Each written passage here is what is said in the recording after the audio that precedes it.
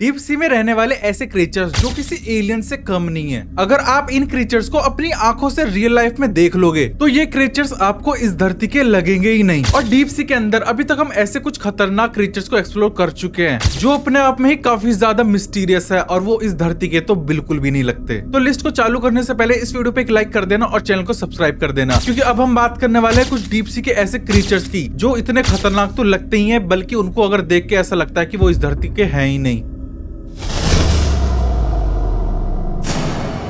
Octopus अपने आप में ही बहुत अजीब से क्रिएचर्स हैं, जिनके अजीब से 8 पैर होते हैं और बड़ी ही लचीली सी एक बॉडी होती है। क्या आपको पता है कि एक ऑक्टोपस के अंदर 9 दिमाग होते हैं और 3 दिल होते हैं और उसका खून भी ब्लू होता है। लेकिन डीप सी के अंदर रहने वाला ये ऑक्टोपस थोड़ा सा अलग है। ये है एक ब्लैक जैक ऑक्टोपस जो दिखने में काफी मासूम सा एक डिज्नी का कैरेक्टर लगता है। ये समुद्र के अंदर 200 से 1500 मीटर तक की गहराई में रहता है और ये ईस्ट ऑफ पैसिफिक में पाया जाता है। इसका बहुत छोटा सा साइज और जेली जैसी बॉडी इसको बहुत अजीब सा बनाता है और उसकी आंखें भी काफी ज्यादा अजीब और गोल सी हैं और ये सरफेस के पास रहने वाले ऑक्टोपस से काफी ज्यादा अलग है। अब इसी ऑक्टोपस को थोड़ा सा राउंड कर दो और इसकी बॉडी को सफेद कर दो, तब हमारे सामने आता है एक कैस्पर ऑक्टोपस जो दिखने में एक कैस्पर घोस्ट कैरेक्टर जैसा लगता है। और ये पहली बार हजारों मीटर नीचे समुद्र के देखा गया था और ये अपने खाने के लिए जितने भी सी स्पंजेस हैं उनको ऊपर जाके बैठ जाता है और वो तब तक वहां से नहीं हटता है जब तक कि वो सी स्पंज खुद ही मर ना जाए। वो उस स्पंज को चारों तरफ से जकड़ लेता है और वो तब तक अपने आप को जकड़े रखता है जब तक कि उस स्पंज को वो मार ना दे, बिना उसको काटे, बिना उसमें कोई जहर छोड़े, तब तक कि वो स्पंज अपने आप ही ना मर जाए। खैर इसी को बोलते हैं एक डेडिकेशन।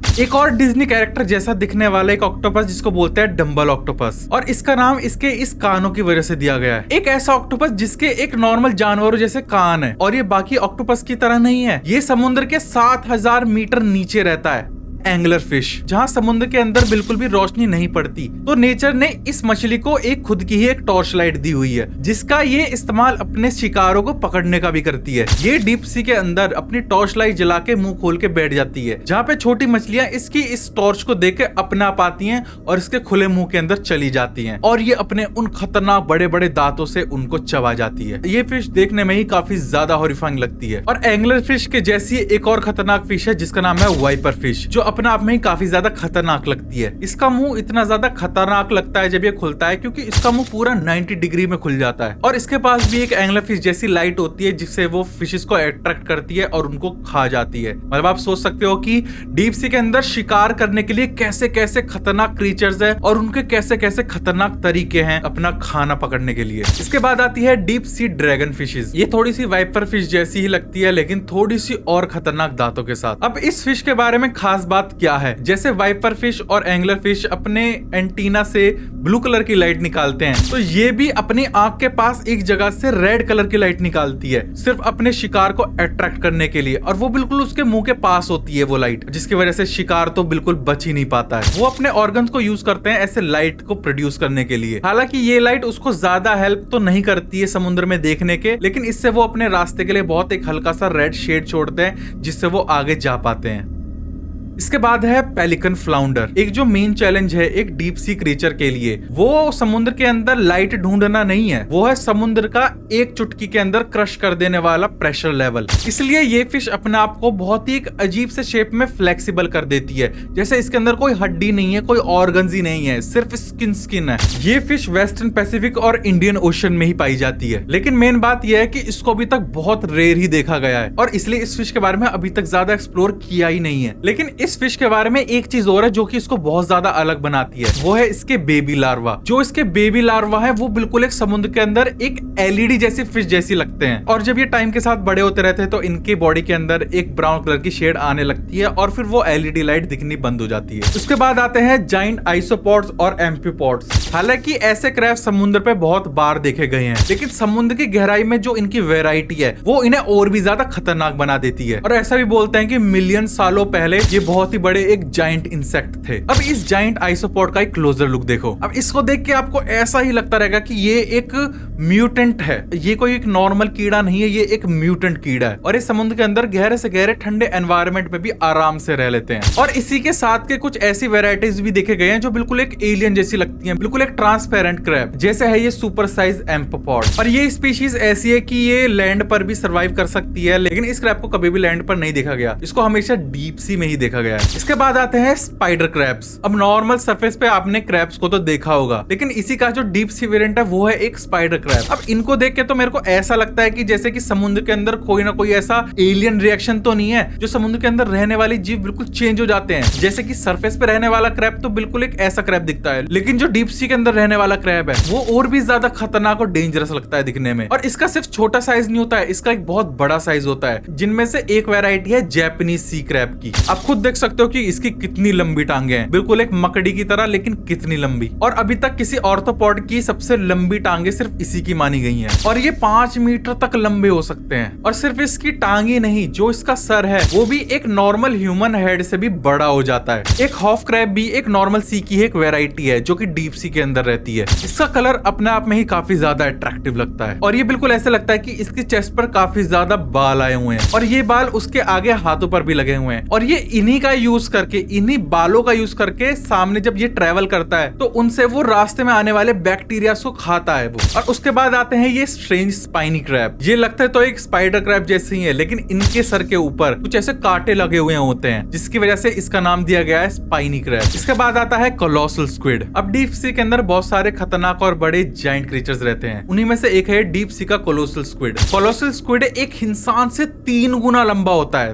3 गुना बड़ा होता है और ये अंटार्कटिका के पास समुद्र की गहराइयों में मिलता है। और नॉर्मल अभी तक इसका कोई हैबिटेट भी समुद्र के अंदर नहीं मिला है, क्योंकि हमेशा जब ये देखे गए हैं तो ये मछुआरे के जाल में फंसे हुए ही आए हैं। तो इस वजह से आज तक इनका जो नॉर्मल हैबिटेट वो कहाँ पे है ये भी तक नहीं पता चला है। जायंट स्क्विड भी एक स्क्विड की बहुत बड़ी स्पीशीज है, लेकिन कोलोसल स्क्विड इनसे भी कई गुना ज्यादा बड़े हैं। लेकिन अगर हम डीप सी स्क्विड की बात करते हैं तो सबसे ज्यादा जिसका नाम दिया जाता है खतरनाक होने में वो है एक वैम्पायर स्क्विड। अब इसकी बॉडी देखने में ऐसा लगती है कि जैसे ये एक मिक्सर है एक स्क्विड और एक ऑक्टोपस का। ये सिर्फ बड़ा ही नहीं है बल्कि ये फेमस है अपने जाइंट बड़े कांटेदार वाले हाथों की वजह से। अब इसको वैम्पायर स्क्विड क्यों बोला जाता है? क्योंकि ये भी एक वैम्पायर्स की तरह अपने हाथों से किसी भी मछली को पकड़ता है और उसको चूसने लगता है। पहले उसका खून चूसता है और फिर उसकी पूरी बॉडी को खा जाता है, तो इसलिए इसको एक वैम्पायर स्क्विड बोला जाता है। इसके बाद आते हैं हार्प स्पंज। अब देखने में तो ये ऐसा लगता है कि समुद्र के अंदर का कोई पौधा ही है, लेकिन ये एक लिविंग थिंग है और इसको हार्प स्पंज इसलिए बोलते हैं क्योंकि इसकी जो शेप है वो एक हार्प जैसी है। अब इसके जो अजीब से दिखने वाले कांटेदार से हाथ हैं, ये किसी भी छोटे जानवर को आराम से फंसा लेते हैं और उस जीव को या उस मछली को वो वहां फंसाए रखता है और धीरे धीरे उसको वहीं पे डाइजेस्ट कर लेता है। और ये भी बोला जाता है कि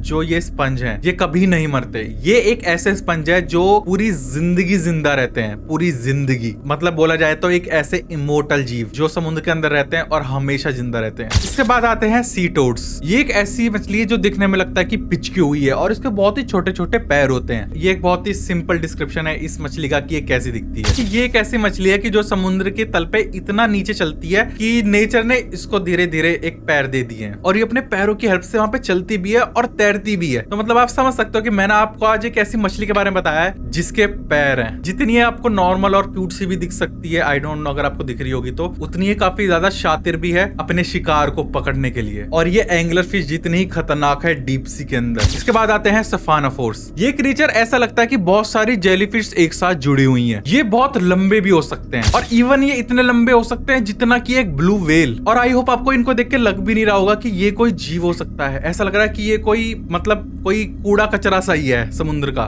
बट ये बहुत छोटे छोटे जीवों का शिकार करके समुद्र में सरवाइव करते हैं अपने इन छोटे छोटे हाथों से। अब इसके बाद जो जीव आता है जिसको मैंने रखा हुआ है उसका नाम है गल्परील्स। अगर आप डीप सी के अंदर है बाय एनी चांस कैसे भी, तो ये डर आपके दिमाग में जरूर होगा कि आप एक गल्पर ईल ना देख लो, क्योंकि इसकी शक्ल को देख के आपकी फट जाएगी। इसका बहुत ही एक बड़ा मुंह होता है और ये बिल्कुल ऐसे शिकार करता है जैसे कि एक सांप, क्योंकि इसका सिर्फ मुंह बड़ा होता है और गला और बॉडी काफी ज्यादा छोटी होती है। तो शिकार इसके मुंह तक आसानी से आ तो जाता है, लेकिन फिर उसके बाद इसको उसके बहुत ज्यादा चबाना पड़ता है और इसके काफी ज्यादा खतरनाक दांत भी हैं। तो आप सोच सकते हो कि इसका शिकार बनना बहुत बड़े नाइटमेयर से कम नहीं है। और ये समुद्र के बिल्कुल अंधेरे में छुपा रहता है और किसी भी फिश को कुछ पता नहीं होता कि कब वो इस ईल के मुंह में चली गई और अब उसकी जिंदगी वहीं खत्म है। और हाल फिलहाल में एक फिश खोजी गई है जिसका नाम है बैरल आई। और इस फिश की खास बात और सबसे अट्रैक्टिव बात यह है कि इसका जो सर है वो बिल्कुल ट्रांसपेरेंट है और इसके अंदर का अजीब से दो बॉल जैसी लगती हैं जो शायद इनका दिमाग है और इसकी बहुत लंबी सी छोटी सी आंखें। आई नो ये फिश तो बिल्कुल एक एलियन जैसी लगती है। और यही नहीं, जो भी मैंने आपको इस लिस्ट में काफी सारे जितने भी फिशेस या फिर ईल्स बताई हैं वो